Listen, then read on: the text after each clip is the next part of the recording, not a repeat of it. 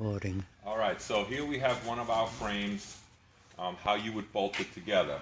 So here's the side panel for unit number 16. They're all marked. You can see how we got all the through bolts lined up. They come through from the panel side, okay, in here. And now if you want to take a look over here, as I push them together, you notice that it's right in the middle. So you want to make sure, all right, on that, go to this one, Hans. That one right there, when you put it on, you want to hand tighten it first, okay? And then you want to use a number 3 Phillips tip. Most of them are number 2. You want to do number 3. You want to hand tighten them all first, and then once you have them all hand tightened, then you want to go ahead and you want to tighten them all down. But make sure you hand tighten them first, and then use a number 3 Phillips tip to bolt them down. While we're over here, this is the side panel, and these are the screws you're going to use to install. We're going to give you all these screws. You're going to have a number 25 Torx bit. It fits in the head. And remember, we have tubular steel in there, so there's 2 chambers of steel you actually got to go through. So when you run it in here, make sure you go through, and if you can, it comes out the other side. So there's a tubular piece of steel in there, and if you don't catch the back hole, it's not going to want to go. So that's the installation screw. Okay. The next thing I want to show you. So now this is a frame that's all bolted together. All the bolts are in, and like I said, make sure you snap your lines so you're on the same plane and everything is level and plumb. All right. So you mount your first top track.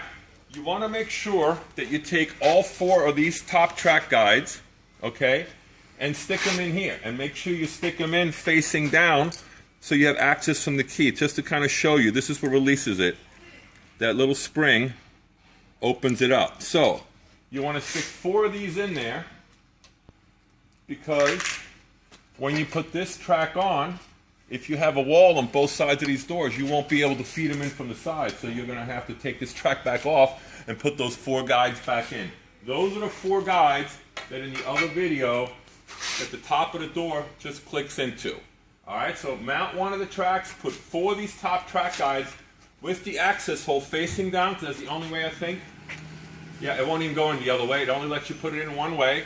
Then put that track on. The other thing I want to make sure is, if you see in here, when you put the screws in here, the screws inside the track have to be completely bottomed out. They can't be a burrow. They can't stick out, because that top track guide will get caught up on it. So make sure when you put the screws in, you can see that one, see how it's beveled and countersunk? That screw's got to be all the way in, otherwise that top track guide's going to get caught up on it.